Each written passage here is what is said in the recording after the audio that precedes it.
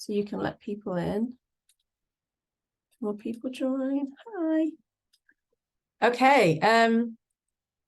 Great. Well, let's get started. I think more people will join as the minutes go by, especially our Kenyan friends, because they're probably all coming home from work right now. So thanks everybody for being here. Thanks for joining us today. This is super exciting. We're very excited to be able to connect students across the US and teachers who build solar suitcases with the people who install them in schools and community buildings in Kenya. So as you can see, I'm not going to share any. I think I might share my screen one time, but I haven't made any slides. I wanted to really focus on talking and listening today. But if you do want to find out some more about some more specifics, you may have seen these already. I'm just going to put this in the chat and I'll briefly share my screen before we start introductions. You can, I'm going to just share my screen to show you. You can see more, find out more about the specifics of installations on our website. I just posted the link in the chat and you can see installation reports here. So I'm just going to show you one. These are some of the people you're going to meet today. We have Brian here currently from 254 Solar Energy, and we will have Angelica, and I think we have some more people joining from WISE. So I'll let them introduce themselves a bit later. But if you do want to look more, these installation reports are great. They have tons of pictures. You can see what it's like when installations happen, and you can see the solar suitcases being installed. So that's there for you. But that's all I'm going to do screen sharing wise, because I think it's more important that we get to talk to each other. Okay, so before we start any introductions, I just wanted to just share a few norms that we can hopefully try and follow. The first one, if possible, I know it's not possible for everybody, but if you can, please turn your camera on. It's great to see your faces. It's great seeing all you young people in Minneapolis, all excited and ready. So thank you. If you can't turn your camera on, it's fine, don't worry. But if you can, it's great. Please try and stay muted unless you're asking or answering a question, just so we don't have any strange feedback. And please use the chat. You can use the chat as much as you like, put in questions. If you have a question, this is probably more directed at students. I don't know if any students are online themselves. But if you have a question, you're not sure if it's appropriate, just send it directly to me, and then I'll ask it if it's appropriate. Because I know sometimes when you're talking to people from different countries, you might have questions and you might think, is that an okay thing to ask the first time I meet somebody? So if you're not sure, just send it to me and I'll let you know. Okay, so I think we should get started with some introductions. So I'm going to ask, so far we have one Solar 254 person and one WISE person here. Brian, would you like to go first and introduce yourself?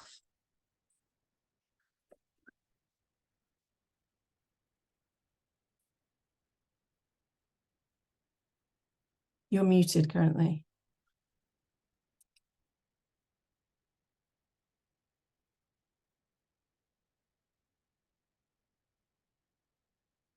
Maybe I can unmute you. Let me see. Okay, can you hear me? Yes, thanks. Sorry for that speaker. Thanks, Anna, and thanks for organizing the Zoom meeting. It's a pleasure to meet everyone here. My name is Brian Inganga. I'm the project coordinator working with 254 Solar Energy back here in Kenya. And we are partnership with We Share Solar organization. So I'm part of the team of 254 Solar, and I'm the founder of the 254 Solar organization based in Kenya. Thank you. And actually, I did have one question that I wanted to ask everybody. I'm going to ask the people in the States this question too. This is from Emmett McMahon and Paris in Minneapolis.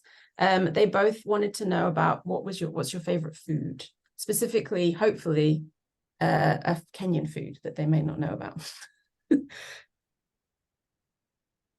My favorite food is ugali and fish.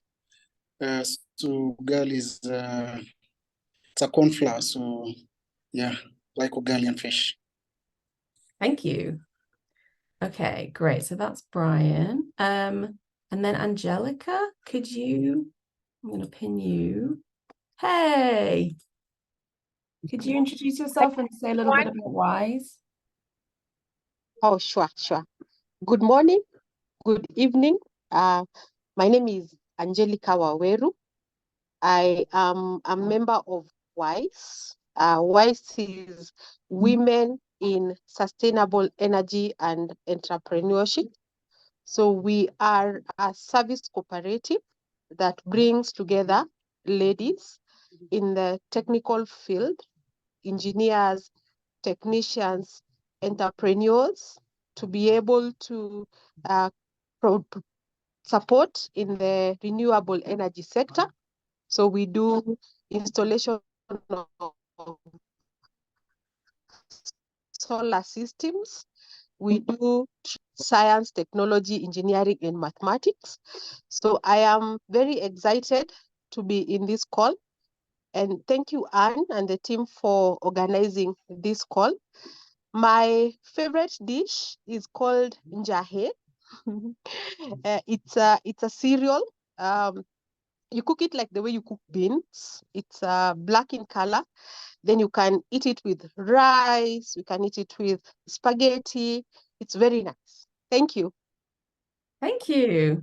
Okay, and I see we have Jadida joining us, but she's just connecting to audio. So I'm going to move on to those of us that are in, let me just remove this pin. Those of us that are in the US. Can I ask Mr. Nichols' class, could you unmute and maybe have one or two students just introduce yourselves and let us know where you are and tell us a little bit about your school?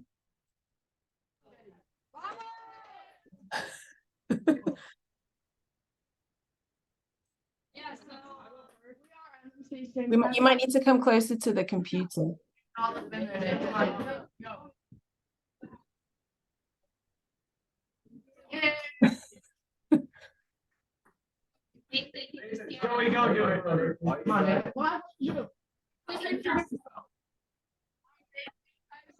Minneapolis, Minnesota. Yeah. And can you tell us some of your favorite foods? I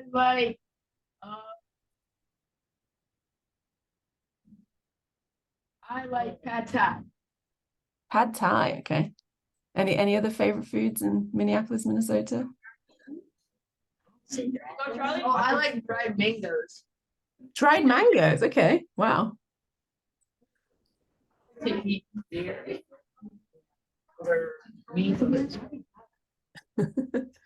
Okay, and then we have, sorry, someone else have a favorite food? Pizza's good. What was that? Pizza. You can eat Pizza. Thank you. That's my favorite. I'm not going to pretend otherwise. Okay, great. Thank you, Ali. I think you're helping with tech support. I really appreciate that. If we could unpin that class, great. And then if everyone else who hasn't yet introduced themselves, we have time for everyone to just say hi, tell us where you are and a little bit about your school you're at or organization you're at. Joyce, would you like to go? I see you're on camera. Sure, I'll go. I'm actually in Missouri right now. I'm at a conference, but my school is called Washington Technology Magnet, and it's in St. Paul, Minnesota. And so I am without students, but I will show them the video of the Zoom call. So I'm looking forward to that. Could you call on somebody else to go next? Peter.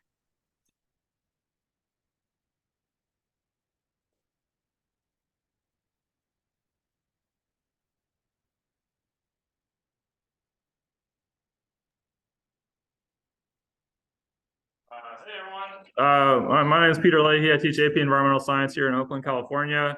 So we're just chiming in. We work with We Share Solar to build suitcases and learn about solar energy. So that's been great the past year or so. Here's my class. Everyone wave hello. Hey. Hey, I'm in Oakland too. I used to teach at Skyline. All right, happy to be here. Thank you. Thank you. Do you want to call on somebody? Sure. How about It's hard for me to see. Allie, have you introduced yourself yet? Oh, hi. Thanks, Peter. I'm Allie Pemrell. I'm the We Share Solar Program Manager, and I'm in the Oakland area as well, Berkeley. And I'll go to Jill.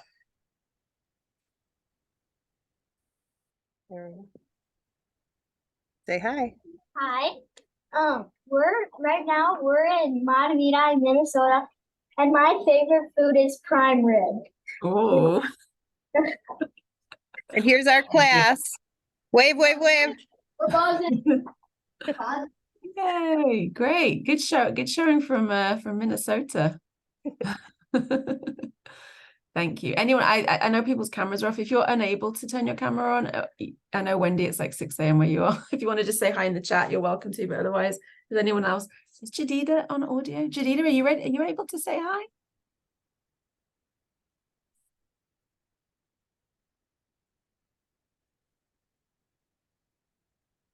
Maybe we could go to Phyllis is in California as well.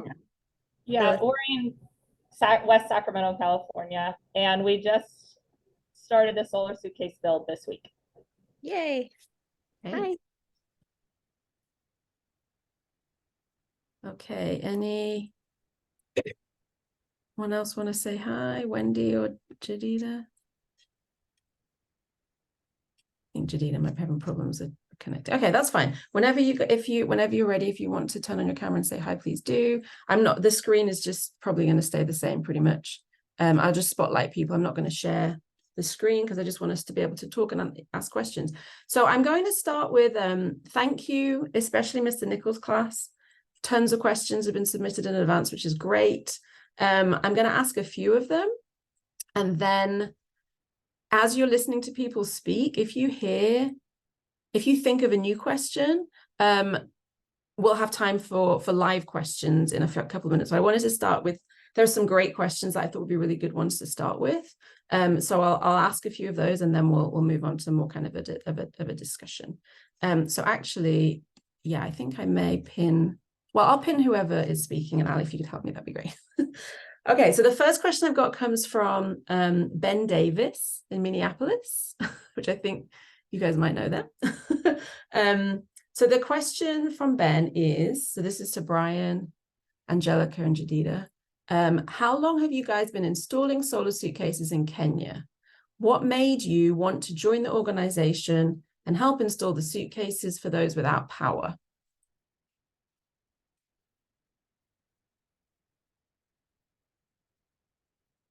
Is anyone ready to answer that question? I'll put it in the chat too.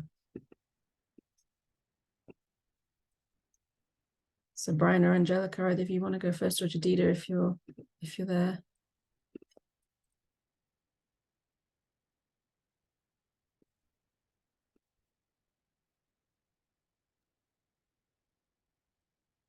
Thank you so much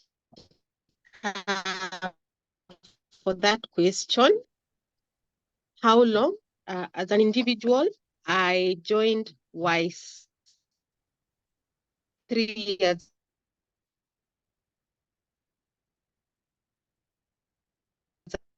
ago. So for me, Oh, Angelica, your sound is. I'm doing the solar suitcase from there. I just need, can you hear me? Kind of, Hello? it's coming in and out. Is that better? That is I don't know better. if the spotlight was making it worse or something. I doubt it. Yeah. Yeah. Okay. Should I start? I think, yeah. Hello? Well, yeah, we can hear You're you. better now. Oh, yes. So first, I would like to say we are very grateful for the support that we receive from the students, from the well-wishers, and the great support we receive from WeShare. And the installation for our country, Kenya, we do not have electricity having reached all the parts of the country. So we still have parts of the country that are still in darkness. literally, quite literally. So it's very exciting. It's very fulfilling when you walk into a school in a very marginalized area and you provide them a solar system, which becomes like the source of light for like the whole community. So it's a very fulfilling journey. And personally, I take a lot of pride in doing the installations for them. Thank you. Thank you. Brian or Jadida, do either of you want to answer the question? So it's in the chat, but I can read it again. How long have you been installing solar suitcases, and what made you want to join the organization and help those without power? Hi, everyone. Hi. Can you hear me? Yes. So as I've said earlier, my name is Brian Inganga, and I work with an organization based in Kibera. So Kibera is one of the largest slum, but usually I call it informal settlements. So for me, I was raised in Kibera, and I formed an organization, a community-based organization. Mostly it was to empower young youths from Kibera away from crime, away from prostitution, away from gangs group. And so I decided to come up with the organization so that we can be busy coming up with something so that we can grow as youths in the neighborhood. So it's 7 years now that I've been working with the We Share Solar organization. And the reason why before I go to the reason is I met the co-founder of We Share Solar through our member of parliament. A member of parliament is the one who represents us in the parliament. He's a good friend. He was a good friend of mine. He's the late now. So he introduced me to Gigi, who is the co-founder. And when I met Gigi in Kibera slum, she came and asked, what can we do so that we can bring the solar suitcase to Kibera? And being raised in Kibera, we have households and we have a lot of illegal connection, whereby most of the time we have lots of fire because of the illegal connections. Even we lose schools around because schools are being built by iron sheets. So when anything happens with the illegal electricity, so the school is off and everything burned down. So Gigi came up and she came up with the solar suitcase in Kibera. And we went to school and we installed the solar suitcase, whereby the electricity in Kibera, it's illegal, most of them. We get off power many times, lots of time. So for the kids just to see the light, as you guys have lights each and every time, it's impossible for them. And it's impossible for them just to read. So most of the time what they use is kerosene. It's a kerosene lantern. I don't know if you know the kerosene lantern, which has smoke. It's not good for your health, but for them, they have to use it. So for Gigi to come with the solar suitcase, it's one of the clean energy that for them, it keeps them going. It keeps them reading books each and every time. So the passion for me was that just to see the kids, not only in school, but for them to have light that makes them have that passion of reading, and also for them having light that that doesn't affect their health. So that's how it is. Thank you. Okay, I think you guys are getting a round of applause. Silent round of applause. Okay, if you have a follow-up question, hold on to it. I'm just gonna ask a couple more and then we'll move into some live questions. Okay, the next question comes from Lily Kelly in Minneapolis. And the question is, how do you choose the people who are given the suitcases? And I will put that in the chat. also. So, Brian, would you like to answer that first? Let me turn to that.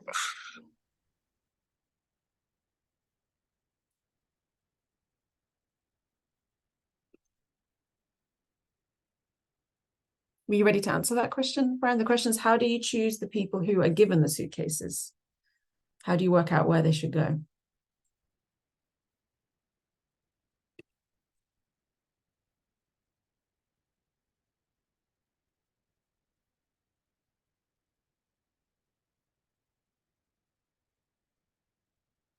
Oh, you're muted. Can you hear me? Yes. So we have the criteria of choosing where we want to install the suitcase, and mostly where we choose is that we have cities in Kenya and we have rural areas. So the rural areas is far end, whereby electricity and main grid, they're not close by, and people have never seen electricity since they were born. So you can imagine that. So for us, we map up, and the first priority is where people have never seen electricity. For example, is we have the north part of Kenya, which is Turkana. It's a very dry area, and it's a very drought area. They've been facing like very severe drought, malnutrition, and death because of drought for the past 5 years. So you can imagine even people reaching there, relief food reaching there, it's impossible. So in Turkana, we have a refugee camp where there's no any electricity grid. So that's how we map. And we map this regarding on how the situation, the need that the kids they're facing. So we don't just go where the main grid is there most of the time. Yes, we have main grid in some places, but electricity is off each and every time. But our main focus is just very dry areas where people have never seen electricity. And it's one of the mapping that we do. But also when we have schools that the main grid is there, they don't have electricity, we also map there, and then we go and install the solar suitcase. Thank you. Angelica, would you like to add anything to that? Or Jadida, if you're able to speak.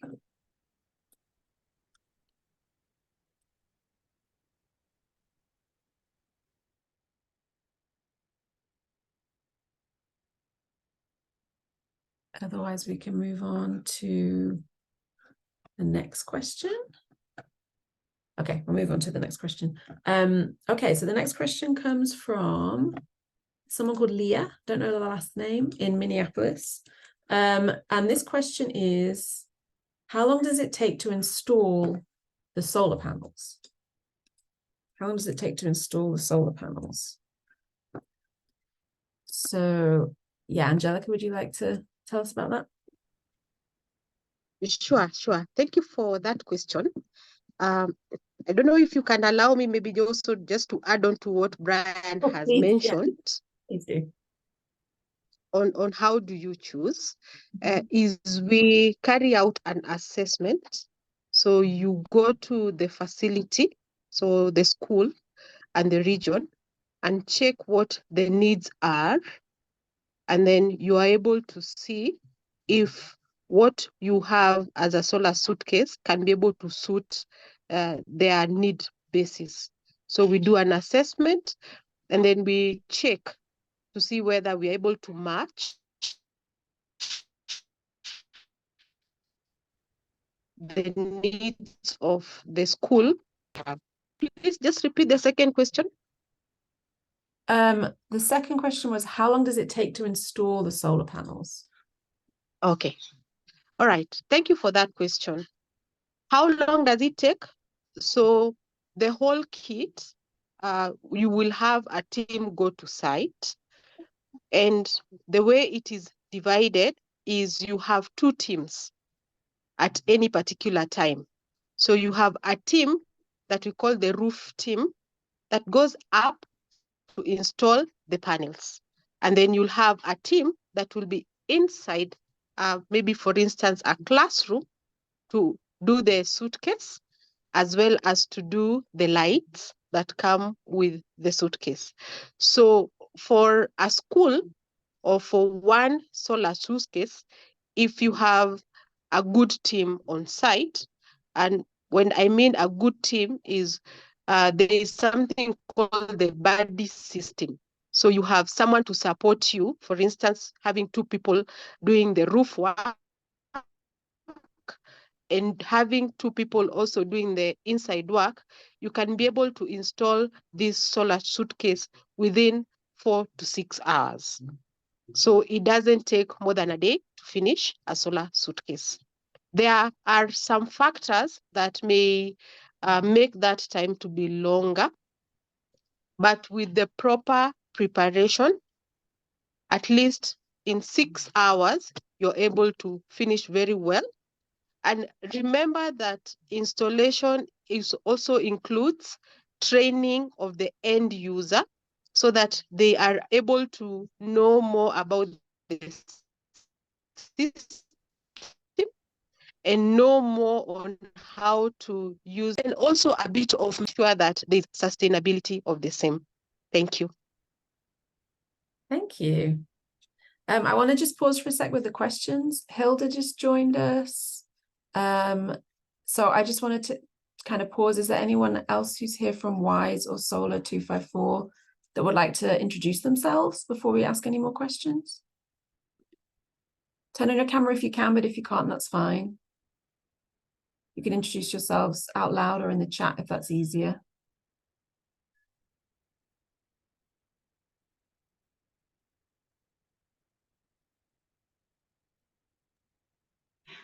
Hello, Hi, everyone. Hello. My name is Hilda. I'm one of the installers for WISE, and I'm based in Kenya. Thank you. Thanks for joining us.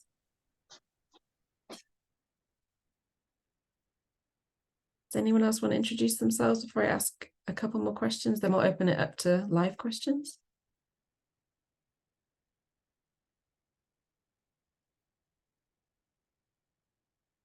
Okay, this question just came in this morning and I think it's great. So I'm gonna ask this one next. It's kind of a bit more of a fun one. This is from August Wolf in Minneapolis. What animals do you see frequently? For us, we see squirrels daily. Great question. So those of you in Kenya, could you tell us a bit about any animal sightings you've had while doing installations?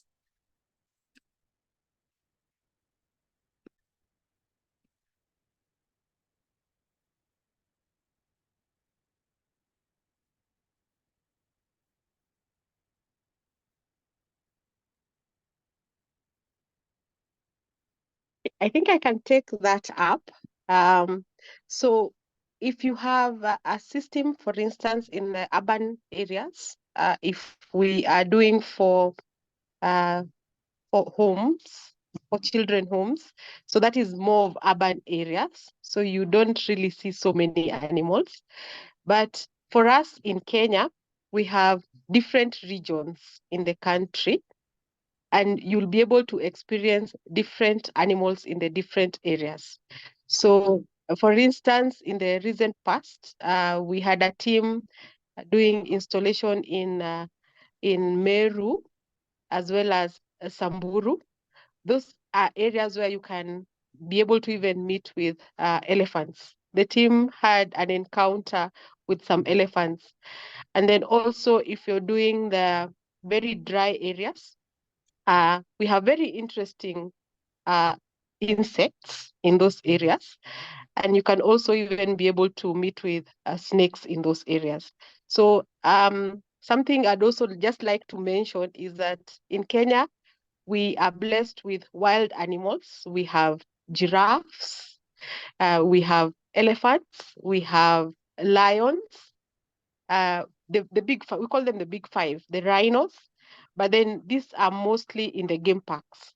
But when you are doing the transversing of the country, you can be able to see these animals. Thank you.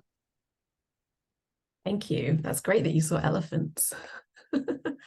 Brian, have you seen any animals out in the field? Yeah.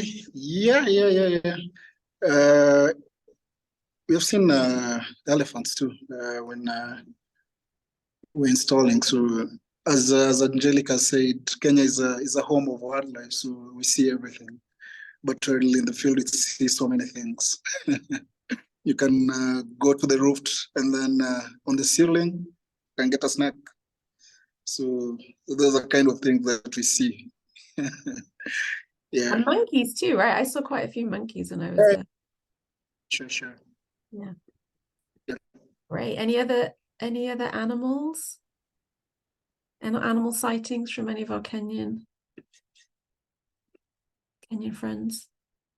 Or what about, what's the most exciting animal sighting someone here has had? I'm sure people in Minnesota have seen some interesting animals. Squirrels are great, but as well as squirrels.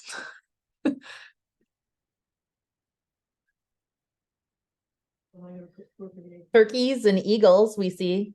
Turkeys and eagles, nice.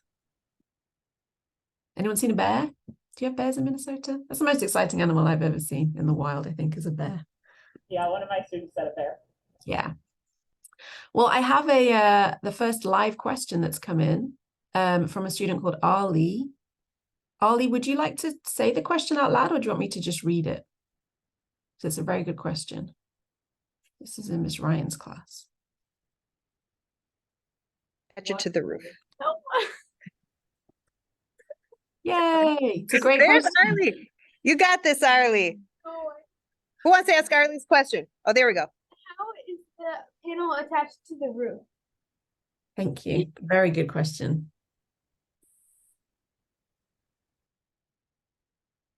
Okay, who wants to take that one? How's the solar panel attached to the roof?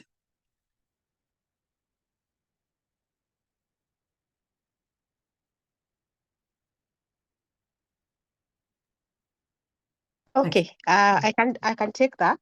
How are they attached to the roof? So solars are normally come with something called a mounting rail.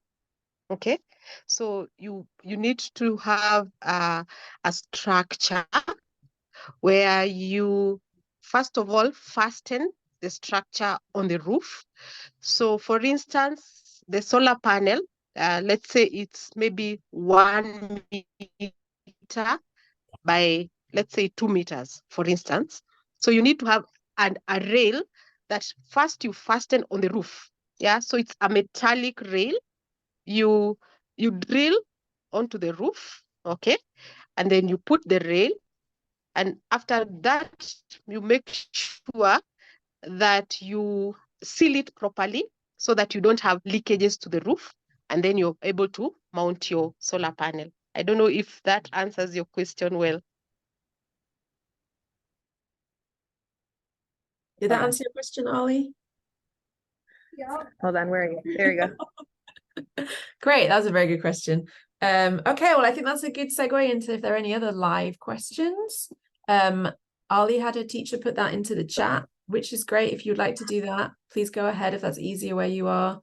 But otherwise, if anyone has any questions, I have more questions that people submitted in advance, but if you know your question hasn't been asked and you'd like to ask it, then please go ahead in the chat, or you can unmute yourself and ask us whatever you want to ask. Oh, let's just say hi to some of our colleagues in Uganda.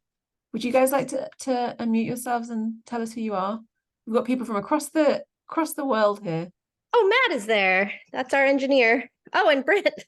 Our engineers are there too. Do you guys want to unmute and say hi? Or is it too loud where you are? Say hi. These are our colleagues in Uganda. Hi. Hi. We can hear you now. We have students in Minnesota and California, and we have colleagues in Kenya all on the call. I can't hear. Yeah, so, Okay, that's okay. We can just wave. Hi. Anyway, bye. So currently, these our colleagues in Kenya are doing some trainings with some installers in Uganda. Our colleagues in Uganda are doing trainings with some installers there. Oh, we have a question. Great.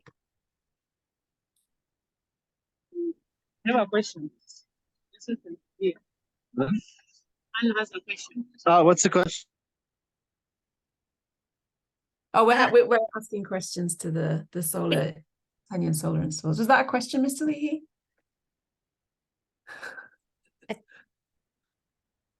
Can you read the question out? You want to read? Are they asking me? No, we're not asking you. Okay, I have a question in the chat from Joyce. Would you like to ask it, Joyce?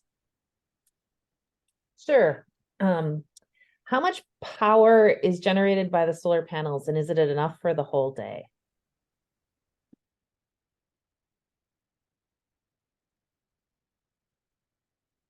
Who would like to take that one?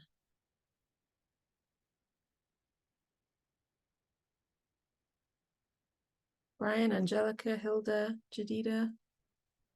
Can anyone tell us about the size of the solar panels and how much power they generate?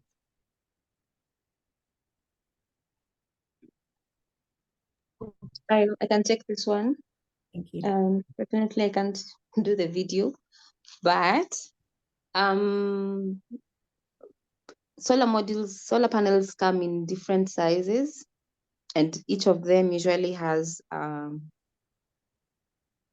nameplate at the back that says its capacity, how much power it is able to produce. So there are very small panels as low as a 10-watt solar panel. There are bigger panels that can produce as much as 500 watts being produced at the moment in the market. But for our small scale solution for schools, I'm not sure about the panel size, but it's very small. I think Angelica will confirm the size. I've not done installations in some time. But in response to that is that each panel is able to produce a specific amount of power according to its size and the nameplate that it has at the back that says this is a 20-watt panel, this is a 40-watt panel, this is a 60-watt panel. And then the second part of the question about whether it is enough for a full day. The first thing that someone who's designing a solar system will do is to start to understand how much power you will need throughout the day before they go and do some calculation and then now respond and tell you a 40-watt panel will work for the specific solution, or maybe say for your classroom or for your school. But yes, the panel that we have for the suitcase is enough to charge the battery and power the classrooms for some hours in the night. And sometimes if it's fully charged, it can also go to another day or 2 days. Yes, I think I've responded to that completely, I hope.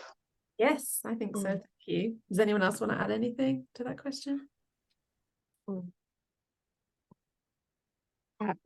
Maybe just to mention, thank you, Hilda, and thank you for that question. That is a great question. What I can add is that there is the solar module doing the production, and then you have the battery doing the storage. So you are able to determine how much you use based on the design, as Hilda has explained. So you use the load, we call it the load, and your load now in this case is you're looking at the lighting. Mostly for these schools is about lighting. So the number of bulbs that go into the solar suitcase. So if we are looking at 100 watts panel, which is a panel that has mostly been in use, then you provide a battery, for instance, 40 ampere hours. You can be able to power the bulbs during the day and even at night. And even as what Hilda has mentioned, if the battery is fully charged, you can be able to go even for 2 days. So you can imagine a solar panel being like a pipe. So the bigger the pipe in terms of diameter, So bigger in terms of size of panel, in terms of watts, now determines how much you can actually be able to produce. So the bigger, the more that you produce. Thank you. Thank you. We have another student question from Daniel in Miss Ryan's class. Do you want to ask it? Hi. How long do they last before they have to be replaced or fixed? Can you just say that again? We missed one of the words. How long do they last before they have to be replaced or fixed? Good. That's a great question. So the solar suitcase components, the solar panel, the battery, how long do they last before they have to be replaced? So for the solar panel, we have a warranty of 25 years. That lasts 25 years. So 25 years, then you replace the solar panel. For the battery, it depends how you use it. If you use it in so many hours, day and night, so the lasting of the battery will take very minimal. But if you use it just for during the night, so it will take long. So mostly for our WeShare Solar, we do like 2 years. It goes for around 2 years so that the battery can be replaced. Thank you. Very important question, Daniel. That's a sustainability question. Okay, any other live questions for anybody? I have a whole load more questions that were submitted, but does anyone have anything else they want to ask right now? We have one more. Wait. Go ahead, Carl. How big are the buildings that you install the solar panels on? Good question. How big are the buildings where you do your installations?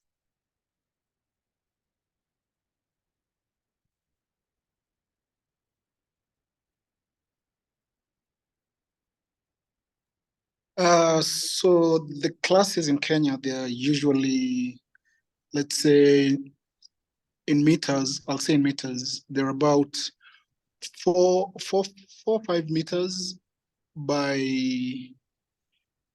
6 meters. So that's one classroom. And for one suitcase, we do like 2 classrooms. So they're big. They're big.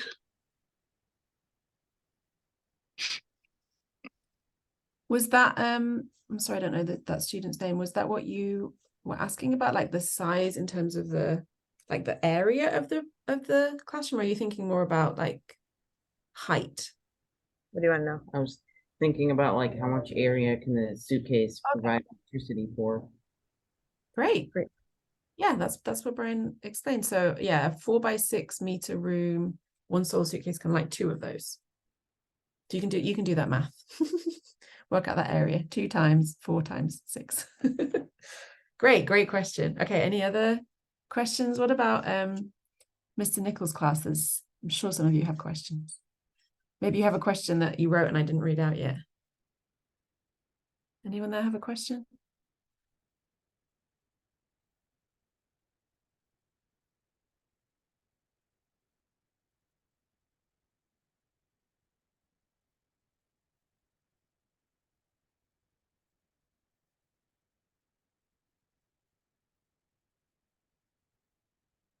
Well, while you're thinking, how about I just switch it around for a minute? Brian or Angelica or Hilda or Jadida, do any of you have questions that you would like to ask the students? Yeah, I do. I do have questions. Let us make this fun. Let us make it. Don't be bored. Make it a little bit fun. I have a question for you, because you are in the first world. That's the question that I want to ask. And when you are in school, getting everything, most specifically when you get electricity each and every time in classroom, and after that you have lunch, you have the 3 meals in a day. So when you're in school, what do you think about where the suitcases go? What comes to your mind when you see the suitcase, or when you do like the STEM program in class, what comes to your mind? Like, where are they going to be installed? What do you think about that? Okay. Deep question. So if you built these suitcases before, or you know you're going to build them in the future, what do you think about when you're building them? When you think about where they're going to go? What comes to mind was Brian's phrase. Is anyone ready to answer that? I'm not sure if the students on the call have actually built suitcases or if they're going to build them. Yeah, go for it, Joyce. My students haven't built the suitcases yet. That class will happen starting in February of next year. But I just like to think about what a tremendous gift it must be to give students the ability to have some light in their classroom. And I think it's the part that for me is the most powerful, because my students have always known to have electricity, and so they don't understand what it would be like necessarily to never have electricity. And so that's the part that I'm excited to hear more about, how they feel about that once I have them in class. Thank you. I have a response. Oh, sorry, go on, Ryan. Let me put this to the student. I didn't know that they have not built their solar suitcase. So one of them can just imagine that he or she came to school and there's no power at all, but you need to read that day. What can you do? We do have one more answer to the previous question from a student in Ms. Ryan's class. Do you want to say it out loud? I don't know who you are, or do you want me to read it? Let's see. I can read it for us. It's the students here are thinking about, like, what do the buildings look like where the kids learn and where the solar suitcases are going to be installed. Right, because it looks very different from probably your classroom that you're in right now. Great. Okay, so go ahead. No, please. And then they were also saying about the question that Brian just posed, was that if we didn't have electricity inside, what would we do? And we would probably go outside. However, like today, it's pouring rain here. And so then what do we do? That's a really great question that we don't really have to think about very much. Thank you. Okay, any more? I have one more student question that was pre-submitted that I think is really good that I would love to share, but does anyone have any more answers to Brian's question, or a final live question that anyone wants to ask? I'm sorry I didn't get to everybody's questions. There are a lot.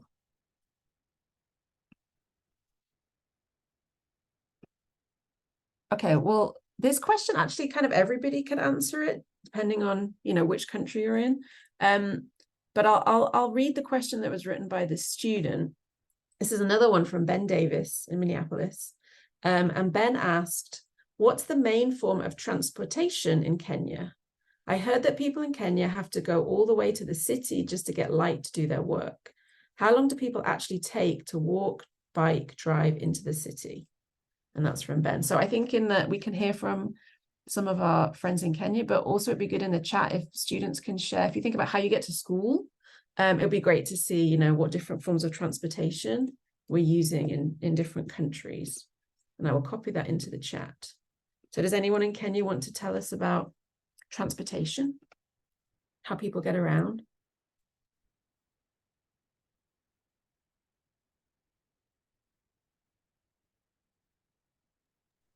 Let me have that. It depends where you are in the city. So for me, like I'm in Nairobi, more that we use so that you can reach to the city. But we have the semi-arid areas whereby there's no any mode of transportation because we have bad roads. And so many kids who are going to school, they have to walk so many kilometers because school is very far from them. And you can find that it's the closest school to them. So they can walk like 5 kilometers, 7 kilometers just to go to school. And that tells you that early in the morning, you need to wake up very early in the morning because Kenyan classes start around 7 a.m., 8 a.m. So you need to wake up like 5 a.m. there or 4:30 a.m. And then you start walking in bad roads, very dark areas so that you can reach to school. So it depends where you are. Thank you. Anyone else in Kenya want to add to that? How people get around? How students get to school? And there was a question about having to travel into the... I can add on to that. Yeah, thank you.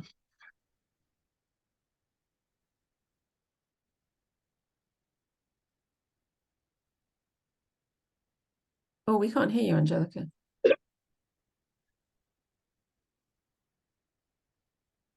Can you hear me now? Yes. Sorry, I couldn't hear you very well. Yes, we can hear you. Okay. Yeah, just to add on into that is Kenya is a fairly developed country, fair by matter of comparison to other countries in Africa. We cannot compare it to the US in terms of infrastructure, especially the roads, the railway system. But yes, we have a fairly good network of systems we are building now. For us, Nairobi is the capital city of the whole country. So when you come to Nairobi, you can be able to use the bus for transport. So we have public transport. We call them matatus. They're very famous. They play very good music. So you enjoy your ride from wherever you're going, to home or to work or to school. And then we also have a railway system that interconnects Nairobi and some other towns in the country. So when you move from Nairobi, which is the heart of the country, to the coastal area, by the way, we have a coast that is very beautiful, and we invite you to come and visit. Our weather is beautiful throughout the year. We don't have winter. We have summer throughout. And then in the rural areas, I will get there, we see that the mode of transport mostly is by walking, as Brian has mentioned.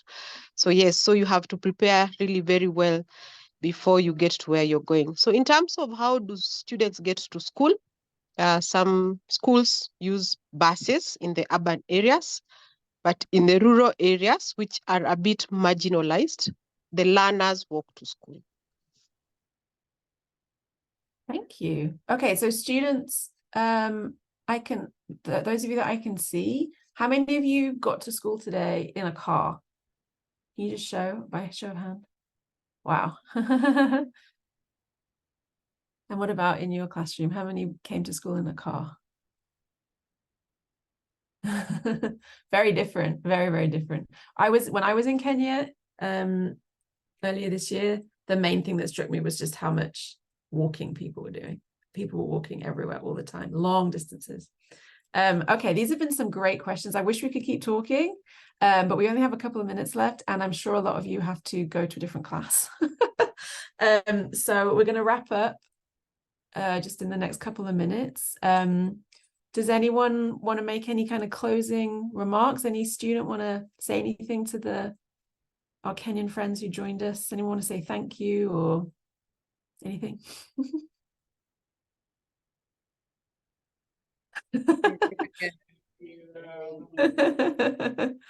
Any closing remarks from anybody? Anyone is welcome to say anything they would like.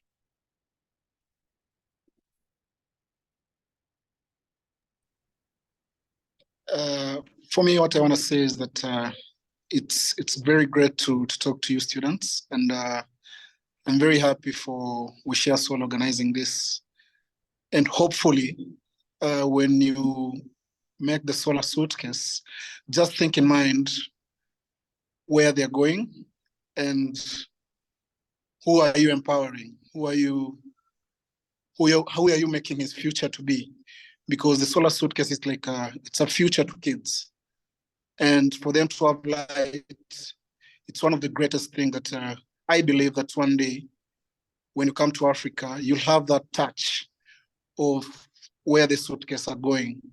And you'll really understand how the difference between your schools and Kenyan schools, they are like very opposite.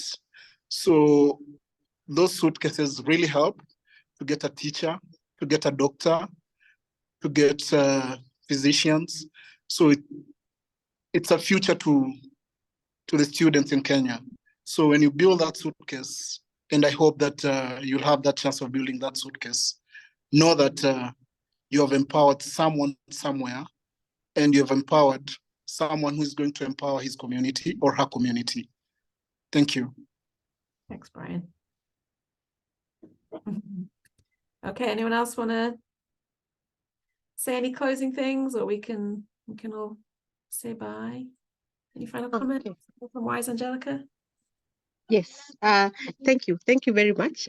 For me, it's just to say thank you for the generosity from the American families. We consider you as our family because you have really come on board and helped us a lot. So we don't take it for granted that the students actually build these suitcases and they donate them to us. And we have seen a great change in the areas that we have installed these solar suitcases, because lighting brings on board security. It comes with very many good things. And we see very good traction and improvement in the learning of these learners in these various areas. So we are grateful and we recommend you and we ask you to continue building. And for me as a parent, I would just request you to study hard in school and to be the best that you can be in whatever that you choose to be. Thank you. And thank you for organizing. Thank you. Well, thank you, everybody. It's now 10 a.m. here, 12 p.m. somewhere, 9 p.m. somewhere else. So we'll say bye. Bye. You're welcome to log off. Thank you so much, everybody. It was great to see you all. I really appreciate everyone taking the time. And I hope you have a great rest of your day or evening, wherever you are. Right. Bye. Bye. Bye. Bye.